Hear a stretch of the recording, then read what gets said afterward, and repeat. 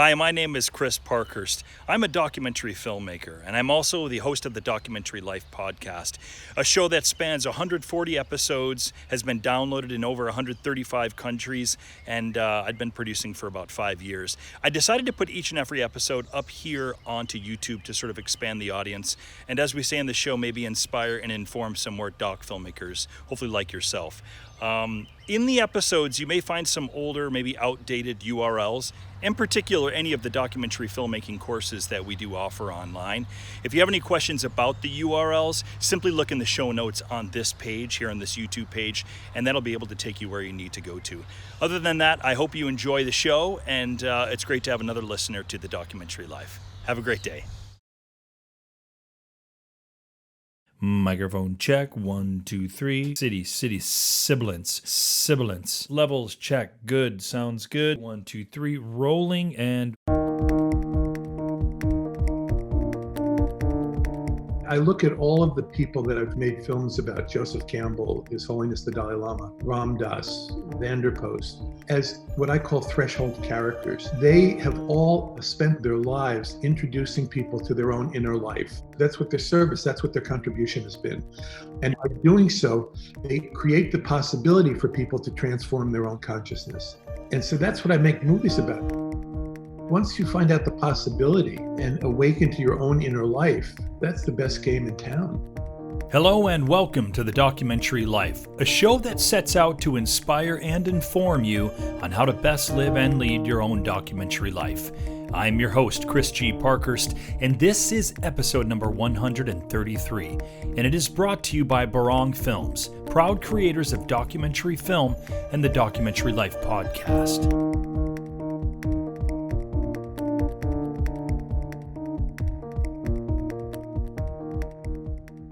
3 years ago, I began a meditation practice.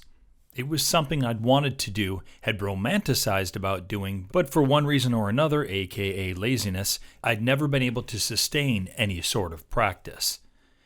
But then I heard someone speak to how mindfulness or insight meditation could actually increase creativity in artists, and as a bonus, it could increase one's daily happiness.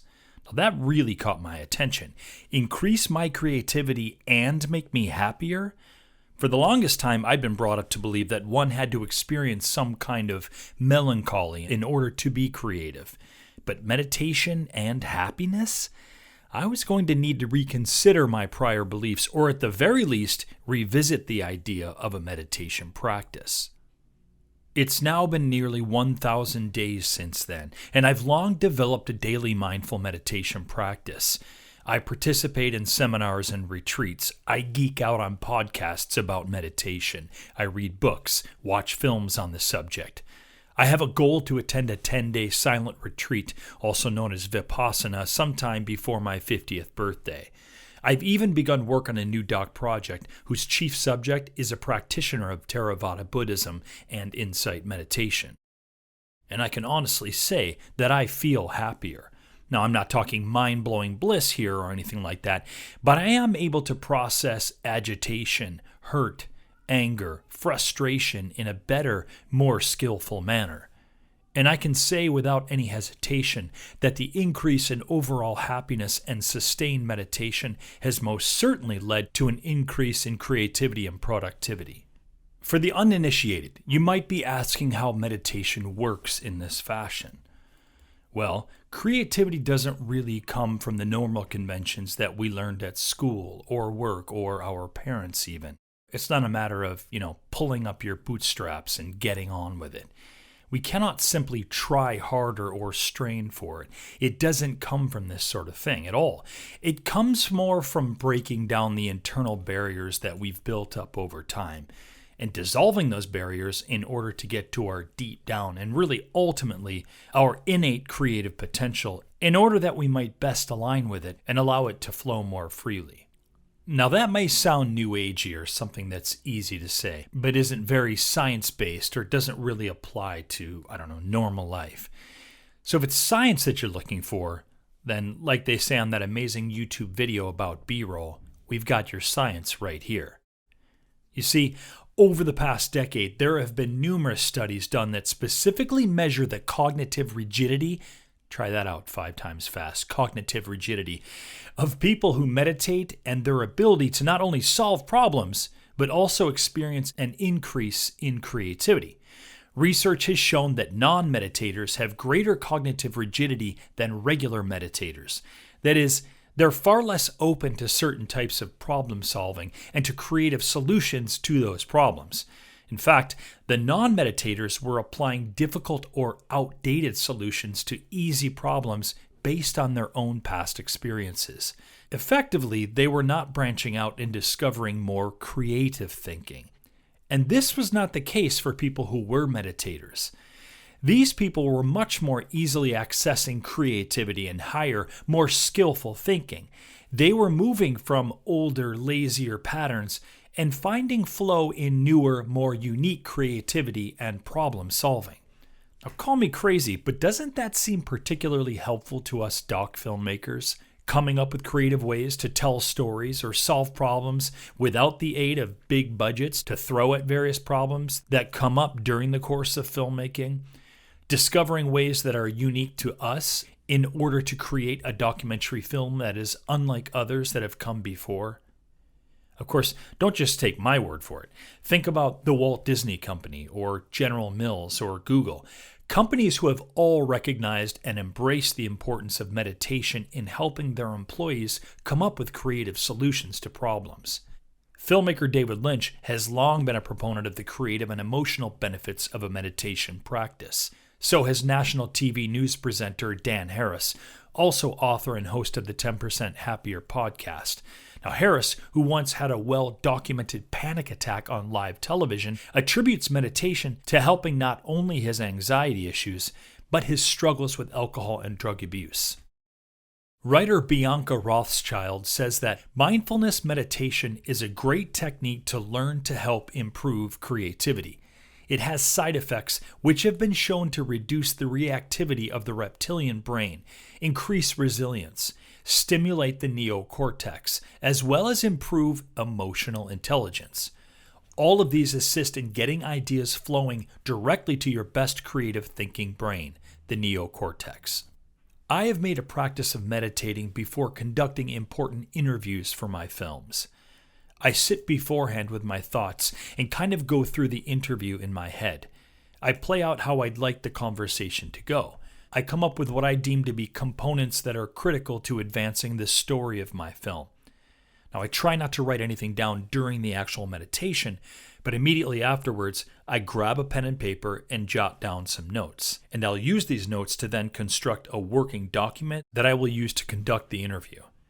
Of course, I don't always meditate in this fashion. I don't always focus on a project or problem in the same way in which I might do for preparing for an interview. Sometimes I just sit and try and focus on my breathing, or maybe some of the sounds that are around me. Again, I just try and sit, right? But I don't fight the thoughts that may come up, and of course they do come up. Because of course, unless you're His Holiness the Dalai Lama, you're going to have thoughts come up. It's just how you deal with those thoughts that is the essence of a mindful meditation practice. I simply let them happen. I acknowledge them, and then I move on from the thought. I let it go. I let thoughts go. In order that I might clear the mind again, like cleansing the palate with ginger as I eat fantastic plates of sushi, which, by the way, I did last night, the first time we've done this since the pandemic began. Creatives will often say that they simply don't have time for meditation. Well, I would say that meditation doesn't so much take time as much as it saves time, or even better, it makes time. I have 2 doc films that I'm working on. I have my freelance work. I have this podcast. I have the mastermind group. We have 2 kids, ages 4 and 6, that now, thanks to this time of COVID, are around us 24/7. But I have made it a practice of getting up before everyone else does, usually around 5:15 in the morning, to go for my run, come back and shower, eat breakfast, then meditate. All of this before Steph and the kids wake up around 7. I've made this a priority in my life. I have learned that it is important enough to exercise and meditate that I'm willing to get up nearly 2 hours before everyone else to ensure that it happens. And I have to tell you, it has greatly increased my productivity, creativity, and yes, even my happiness. Meditation is a doorway between our inner and outer worlds, between what we often refer to as reality, this world in which we experience the five senses, and another world that lies just within. It lies beneath, between, and beyond what the reality senses can readily access. Meditation offers massive benefits for everyone, and a set of particular benefits for those of us engaged in this creative activity we call doc filmmaking. Now, what about you, doc lifer? Do you take the time out for meditation? Have you seen any of these benefits from your own practice? Are there benefits that you've experienced that maybe we should know about? If so, please consider sharing these thoughts on our new topic forum that can be found at the D Word, the leading doc filmmaking community that we've recently partnered up with in an effort to get our podcast out to as many doc filmmakers as possible. I am over the moon about this partnership. It's a natural fit, an appropriate collaboration between two important elements of the greater doc community.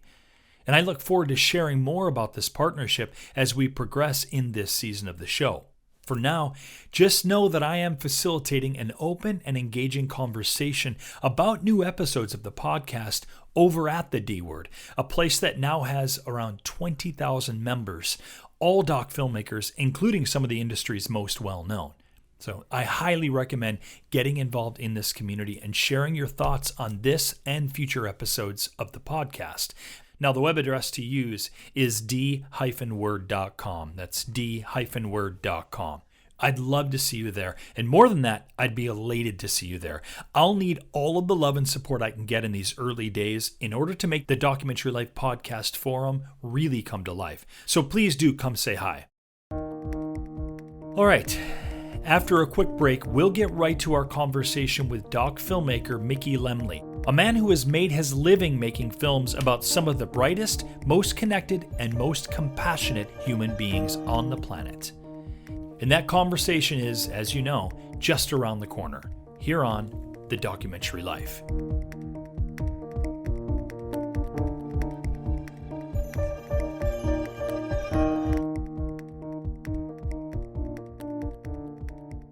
Hey Doc Lifer, I'd like to ask a quick favor. It'll take you no more than a few minutes, I promise. And it's super simple too. I'm asking you to give a rating and review of the podcast by going to iTunes, hopefully giving us 5 stars, and writing a sentence on what you like about the show. This helps us with the iTunes algorithm and gets the podcast out to more people like yourself who can benefit from it. If you feel that you indeed have gotten something from this show, we'd love you to pay it forward to new listeners. And of course, it helps us too. And if you do this in the month of June, we'll even sweeten the pot a little.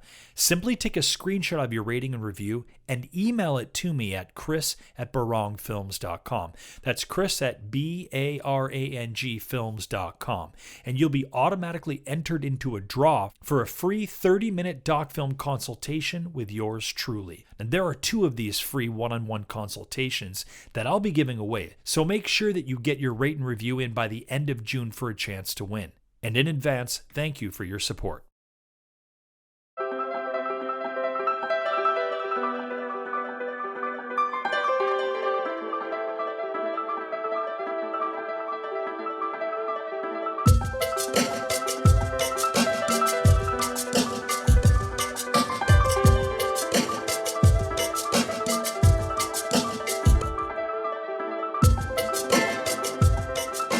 Producer-director Mickey Lemle has been making feature films, television series, and documentary specials since 1971.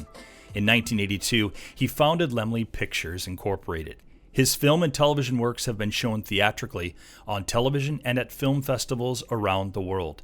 Lemle has made documentary films with some of the world's most renowned intellectuals and spiritual leaders, including the likes of Ram Dass, Sir Lawrence van der Post, and the 14th Dalai Lama. He is best known for documentary films like Ram Dass' Fierce Grace and The Last Dalai Lama. Mickey, first and foremost, welcome to the program. Very excited to have you joining us today on The Documentary Life. Thank you. Good to be here.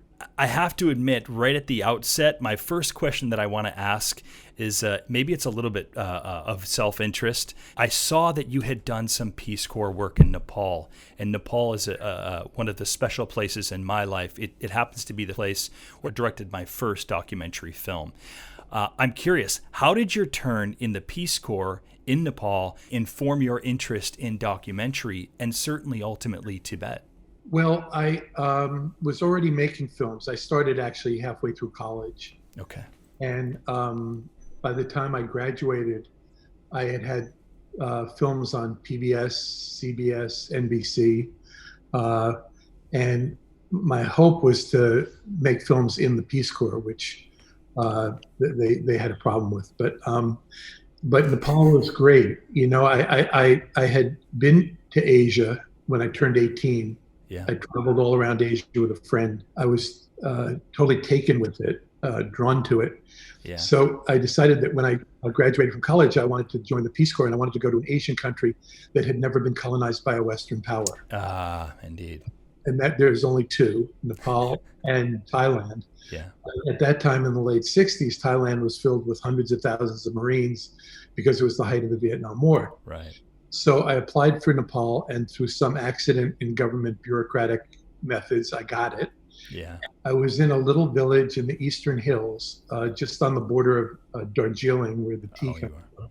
My village, Elam, was where all the tea in Nepal was grown at the time. It was half Hindu and half Buddhist, and I was just immersed in it. And it's like one night, there was a family that lived below me that I ate dinner with. And one night, the grandmother was building the fire, and she threw rice in and said a prayer. The Amma. And I said, why do you do that? And she looked at me like I was the village idiot and said, because we always do that when we build the fire to make dinner. You know, it was like, there was no like, this wafer represents the body of Christ. There's no interpretation. It's just practice. This is culturally what we do. You know, come on, you idiot. This is what you do, you know? So one day I saw these people walking through, and they didn't look like, you know, my guys, my village friends. Yeah. And I said, who are they? And I was having tea at a tea shop. They said, oh, those are Tibetans. Yeah. And so it was there that I met Tibetans. And then I went to the refugee camp in Darjeeling and outside of Kathmandu. Yeah. I heard their stories about the atrocities that were going on that in 1969 I'd never heard about. Right. You know, have been devoted to the cause of Tibetan freedom ever since. And it was what inspired my eventually making the first major movie about the Dalai Lama in 1992 called Compassion in Exile. Right. So at its heart, Mickey, I think that doc filmmaking is about exploration. It's about seeking. And you have taken on multiple times subjects as seekers. And as a result of this, you ended up filming some of the world's most connected, most empathic, intelligent, spiritual beings. How have your doc films been about perhaps your own explorations? Well, let me back up for 1 second. Only some documentarians treat the process of making a documentary as a process of exploration. Right. There are other filmmakers, like say Michael Moore, who knows what he feels about health insurance or gun control or whatever the subject is of his movies. He already has his opinion about it. Yeah. And then he films people that support his feelings or his thesis. Yeah. Thesis, or he has people that refutes it, and then he ridicules them if he can. And you know, it's said that there are people that write about what they know, and then there are people that write to find out what they know. Yeah. And so I treat the process, all of the process of all of my documentaries start with my own curiosity. It's like I want to find out more about something. Exactly. And so, like when I first met the Dalai Lama in 1984, somebody asked him if he hated the Chinese. Yeah. And he said, no, I don't really hate them. He said, sometimes I lose patience with them. He said, but I don't have any hatred feelings. As a matter of fact, every day part of my practice is to do an exchange where I take on their ignorance, their anger, their violence, and mentally return to them love and compassion. Right. So I was curious. I said, okay, how do you do that? If he can do that with the Chinese, maybe I can learn how to do that with my sister. And so, it's that kind of curiosity that started the process of doing the first film about him. Yeah. As I said, as well as feeling that this would be the best way to tell the story of Tibet. Right. So I think that, it's for me, I start with curiosity. I want to find out more about something. Yeah. And I start from a gut level. It hits me in my gut. It's like, I want to find out about this. My films have been called spiritual. Yes. But I don't call them that. For me, all of my films are about human transformation. Yeah. Because I figure without transformation, without the possibility for human transformation, the world is going to be just as dreary tomorrow as it was today. Mm. But if you enter into the equation the possibility for transformation and the transformation of consciousness, then perhaps there's a small possibility that our species has some hope. Right. But it's going to require transformation of consciousness. And so all of my movies are about that. Now, here's the problem. Human transformation is an internal event that happens inside of someone's mind and heart. And film, by its very nature, is about external action. And so my challenge throughout my career has been to find stories that are metaphoric of internal change, but externally filled with action. Yeah. And so I made a movie about the men who went to the moon and what happened to them spiritually on their journeys, and then what happened in the 20 years after in their lives. Yeah. So, for people that are on a path and are ready to awaken, there's information hidden in all of my movies that will help them on their journeys. Yeah. If not, it's just a really well-told story, and it's more interesting probably than anything else that's on cable that night. Right. Right. But I don't preach. I don't try to send a message. Just try to share the story of human experience. And maybe we can dig a little deeper into that. I like that you mentioned that, of course, a number of people consider your film work as spiritual films, right? And there are some pretty woo-woo, if you will, spiritual films that are out there that, for a lack of a better word, they come across as a bit, dare I say, cheesy or a bit too new agey. So they end up turning a lot of people away. They really are only watched, I think, by a very select few people. Talk a little bit more about how you make your films that deal in spirituality and a spiritual practice and transformation, as you've said, and how you make that accessible to a wider audience. Well, for instance, if I'm interviewing somebody, one of these great minds or great beings on the planet, and they say something that's like a universal truth about human experience, and it just you hear it and you think, oh my God, that's fabulous. Yeah. I want to write that down and put it on my refrigerator and start every day with that thought in mind. Wait. As a matter of fact, I know my friend who does calligraphy. I'm going to have them do it really fancy and then put it on my refrigerator. Yeah. And so you do that, and it's some great universal truth about human experience. Yeah. And you look at it the first morning, you think, God, that's great. And the second morning you go, I need the cream for my tea. And the fact is, it's not grounded. It's just nice sounding. It's like Khalil Gibran's The Prophet. It's just lovely sounding thoughts. Chicken soup for the soul. Yeah, any of those new agey books. Yeah. With aphorisms and stuff. So what I do is I'm not seduced when I hear those kind of statements. My follow-up question is always, and when did that occur to you in your life? Yeah. It's like I root the thought in human experience, because that everybody can relate to. It's like, and also I don't make movies about issues. Like I don't, I don't. I make movies about human journeys and human experience. Right. Because if somebody is telling you what is true for them, you can't say, no, it's not, that's not true. I mean, if I make any kind of political statement, there's half the people on the other side will say that's not true and have a counter argument. Mm. If I talk to you about what my deep personal experience is, you can't say that's not true. Right. Right. So, and I do believe that everyone has within them an honest witness that kind of vibrates when somebody on the screen or in person is sharing with them some deep personal truth about the reality of their existence. Mm. Mm. And as I've been very fortunate to be able to sit across from, His Holiness the Dalai Lama or Joseph Campbell or Ram Dass or the men who went to the moon or Sir Lawrence Vanderpost. And the other thing I'll mention is the bonus for me is it's not just sitting across from them during the times that I interview them, for the movie. Then I go back and I sit in the editing room and watch them talking about these issues over and over again for 6 to 8 months. Yeah. And so I treat the editing process as a meditation, because before the editor hits the forward button, I empty, because I need to see the footage as if it's for the first time. Yeah. And put myself in the place of the audience who's going to be seeing it for the first time. Mm.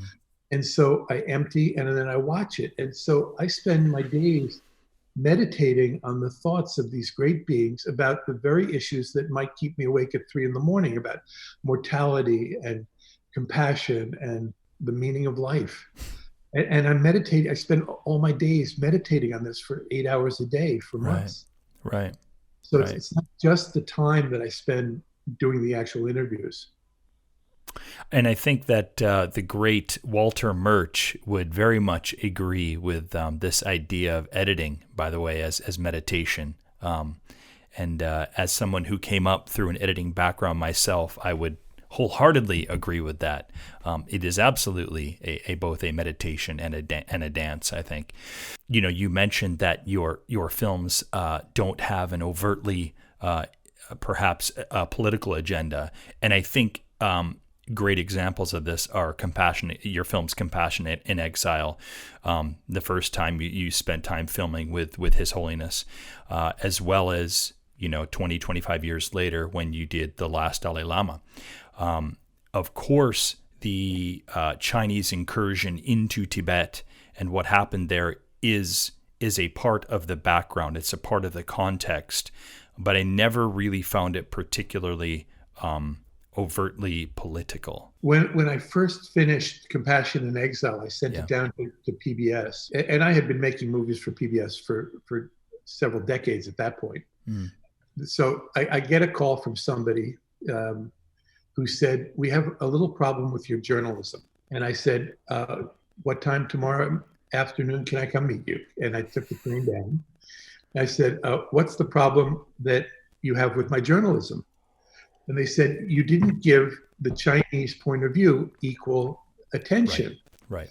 And I said, "Being Jewish, I have a very hard time making a case for genocide," and which she missed completely. And then I said to her, I said, "Look, I don't make movies about issues. It's not Tibet and China. Yeah. It's the story of one individual human being and his journey. That's what the movie is. It's not, there might be political implications, but it's not I don't make movies about issues. Yeah. I just tell stories about individual human journeys. Right.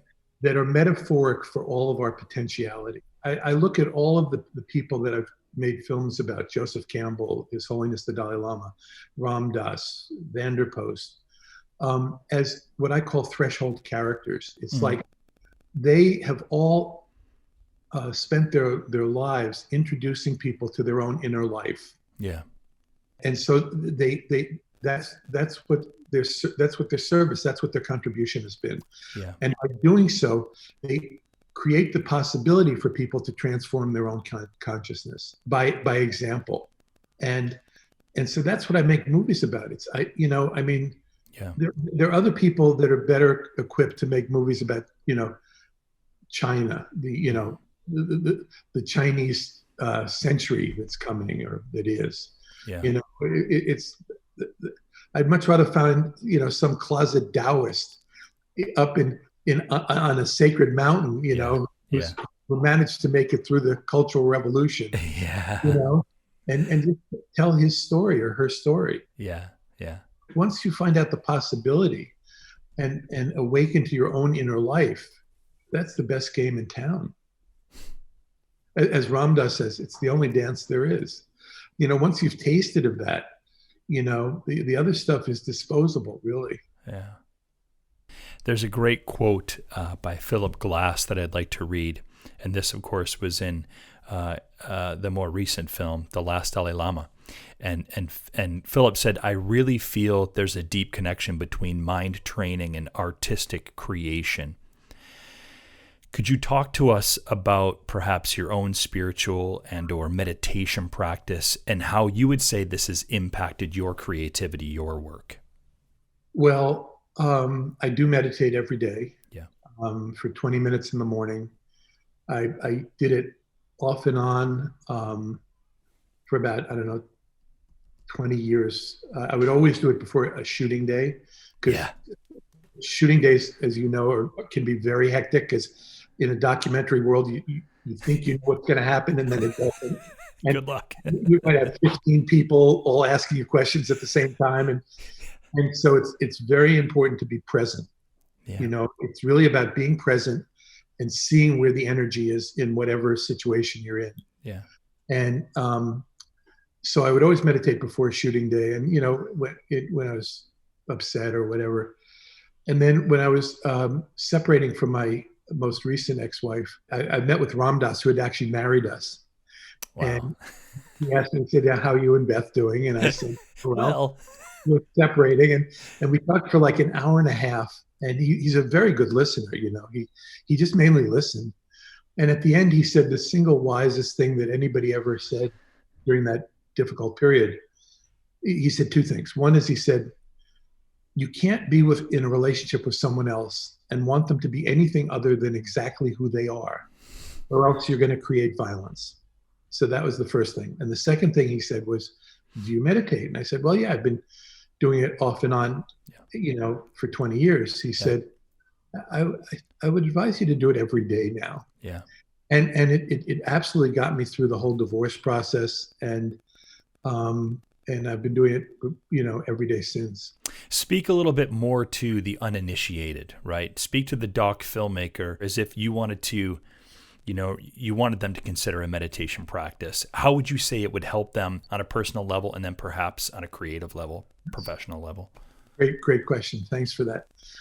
Whenever I speak to film students, whether they ask or not, I tell them the one thing that I think is essential, the most important thing I can impart to them, which is you must be willing to let go of your preconceived ideas. Yeah. You don't have to do it, but you have to be willing to do it, because real life is always more interesting than your idea about how it's supposed to be. And real humans are more interesting than who you think they ought to be to make you happy. And the thing is about a film is like, and I say to them, you must be willing to do this at every phase of the filmmaking process. So you start out, you have to start with an idea of what you want to make the movie about. You can't say, gee, I really want to make a movie about life. I mean, where do you point the camera? It's everywhere. So you have to be a little more specific. So you pick you have an idea. I want to make a movie about whatever. And then you start, I'm a firm believer in research and a big research period, where you start to find out more and more about whatever the thing is that you're making the movie about. Yeah. And what you find out about is that maybe your preconceived ideas are not as deep and as deep a human issue as your idea about it. That there's actually deeper and deeper levels of things going on that you might not have thought of initially. So you have to let go of your preconceived idea and follow the research. When I interview people for like a pre-interview, I never have a notebook or a pad or a tape recorder. I just chat like we're having tea. We sit and it's a very informal conversation. Then I say goodbye. I get in my car. I drive around the corner, stop, and next to on the passenger seat, there's a pad and a pen. Yeah. And I write down all of the great stuff that I remember that the person said during our interview. Of course, there's the fear that you're going to forget the great stuff, Oh, right? that would be my biggest fear.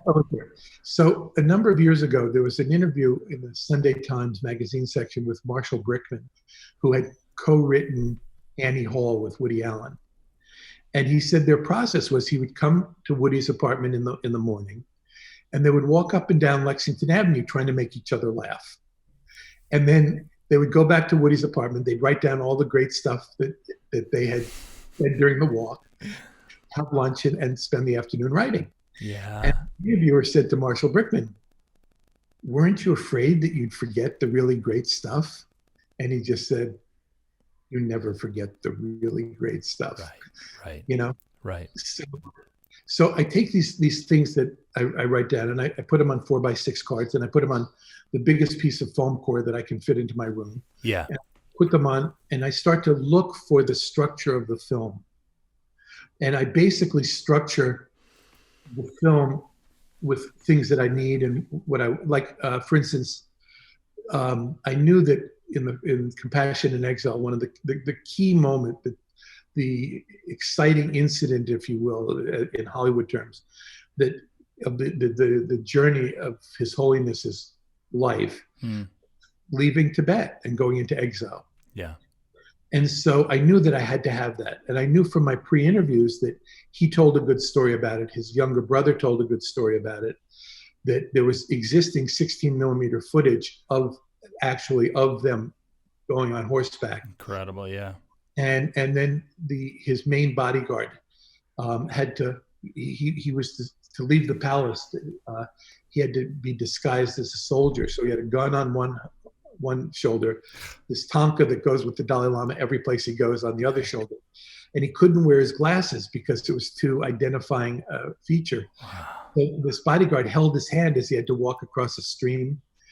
And anyway, so I knew that I wanted all of those things. Well, so I had the associate producer track down who had the rights to the footage and where I could get it. And then when I interviewed His Holiness on camera, I asked him about leaving Tibet, and I asked his younger brother. I could never get an interview with the bodyguard, but I knew that that was a section. Okay, so I basically have a structure for the documentary. I know what the flow is, but then you get into real life, you start filming, and it changes. So you have to be willing to let go of what you thought the sequence was going to be about, and see what's really happening in front of you. Yeah. Then I feel like, you hear about ancient tribes of indigenous people that believe that the camera captures your soul. Yeah. Yeah. And it's absolutely true. It does. It captures everything that is present in that moment when the photograph is taken. So photographs are like a capturing of the present. So even if you look at a Matthew Brady photo from the Civil War, you are looking at the present of that moment that the photograph was taken. It's not historical or old. I mean, it is because it's, 100 years later to whatever. But the photograph is of the present moment. And I believe that the camera captures your absolute reality in that moment of your whole being. And so when I'm looking at the footage, I then have to let go of my preconceived ideas of what I thought I filmed, and be open to what is really right just in front of me. In front of you, yeah. And so that's why meditation really helps, because as I said before, the editor turns the machine on, and the footage runs, I empty and I just look at it as if it's for the first time.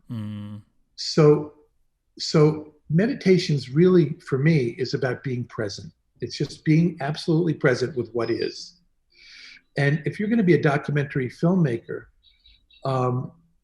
that's the best thing you can do, is be present when you're filming, to see what's really going on, to follow the energy, even if it's not what your preconceived idea is. And this goes for documentary filmmaking, but it's also a really good couples advice.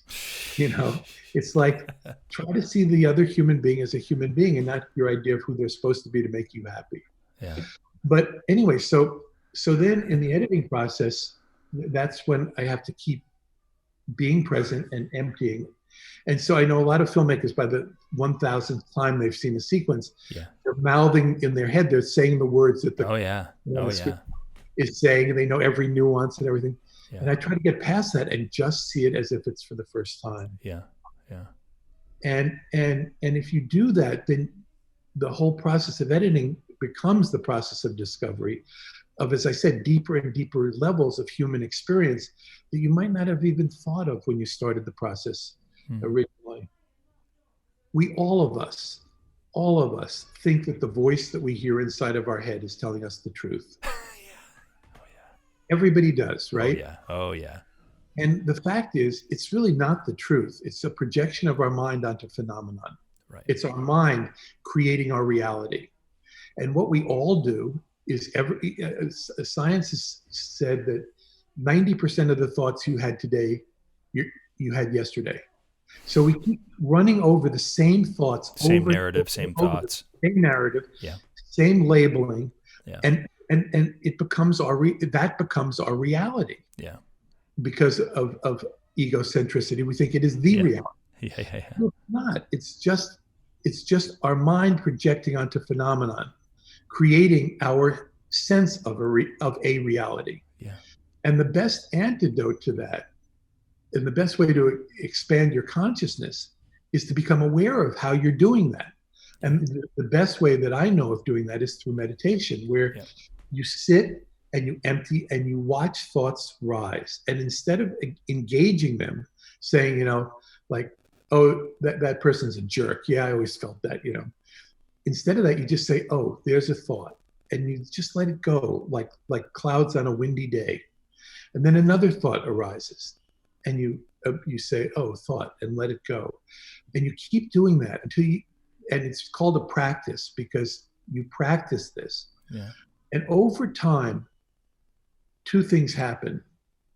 One is you stop taking the thoughts as your reality. So for instance, if you go to the doctor, you don't say to the doctor, I am a sore throat.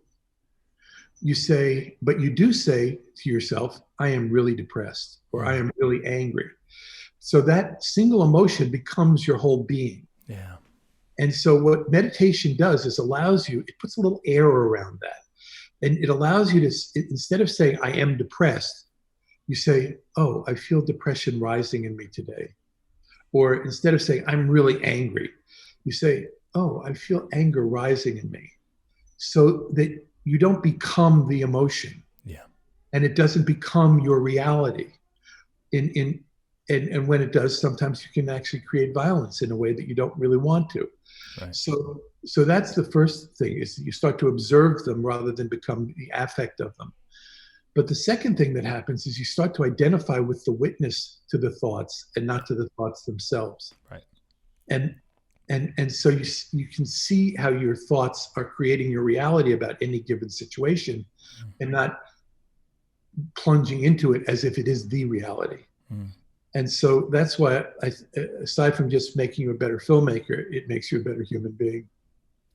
This was everything I was hoping for in a conversation with you, Mickey, and so much more. So, Mickey, what, if anything, do you feel like perhaps we haven't gotten to in this conversation that you'd like doc filmmakers to know? Well, people often tell me that, for instance, my movies about the Dalai Lama or Ram Dass, that they come across so human and so personal. And there is a technique to this. For instance, when I go to do an interview with somebody, I write out all the questions that I want to ask them, and I really work backwards. I figure what is it that I want them to talk about, and then I figure out what questions would yield those answers in those areas. And I go over them many times, the list of questions. But when I get into the actual interview, I look let's say the morning of the interview, while the crew is setting up the lights or setting up the equipment, I'll review the questions. And then when the subject comes and sits down across from me, I put the pad away and just talk to them. I just have a conversation. And I always follow the energy of the conversation. So if they say something that I hadn't anticipated, like, well, that occurred to me when I was, sailing solo around the world. And I say, oh, tell me about sailing solo around the world. And so follow the energy, always follow the energy in a conversation. And then when it's time to change cards or change tapes, I'll stop and go through the list of questions and see which ones I've covered. But that way, it's much more conversational. Another thing that I do is I never ask the subject of an interview what they think about something, because that places the question in their intellect, and the answer will come from there. So rather, I say, well, what did you feel at that time? For instance, with the astronauts who went to the moon, instead of saying, were you scared? I said, tell me about a time you felt fear. And if you ask the question in that way, it puts it in story time. It's like, tell me a story about that. The idea here being sort of intellectual versus emotional. Yes, because you want that. If they respond from an emotional place, that's where it's going to hit the audience in their emotions. And really, movies are just condensed emotion. Even documentaries, even so-called, informational documentaries are really emotional. Sometimes it's like we're like magicians. We'll wave the right hand of information, but with the left hand, secretly, we're dealing with people's emotions. So, Mickey, as we do kind of wrap up here, let us know how we can see your films, number one. And number two, I understand that you have a book in the making. When and how will we be able to see that? And again, your films as well as your book, please. So all of my films are available to be streamed through my website, which is lemlepictures.com. Yeah. It's Lemle pictures.com. And you can download any of the films. I also have a book coming out, which is advice to young filmmakers. I'm looking for a publisher now. I will hopefully be able to get like a sign-up sheet on my website so that when the book comes out, it'll become available to anybody who's interested.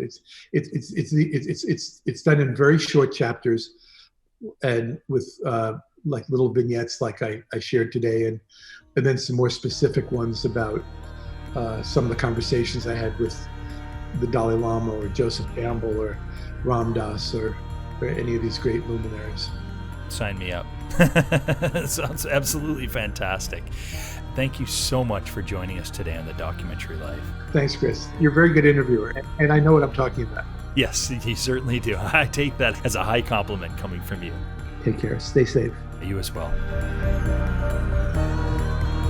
Now, don't forget, if you enjoy the podcast and you'd like the opportunity to win a free 30-minute doc film consultation with me, head on over to iTunes and write us a rate and review. Email me a screenshot of the rate and review to my email, chris@barangfilms.com. Again, that's chris@barangfilms.com. Thanks again. We'll see you next episode.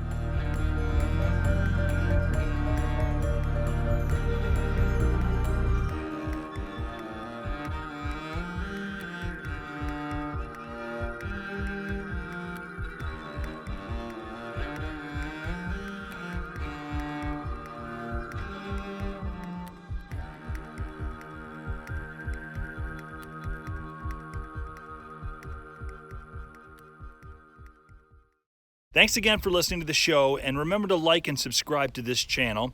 Also, remember, for any of the URLs that may or may not be outdated and you want to get the most up-to-date information, perhaps for the documentary filmmaking courses, for the blog, for other episodes, just go ahead and check in the show notes below on this YouTube page, and that'll give you the correct URLs to use. Thanks again. Have a great day.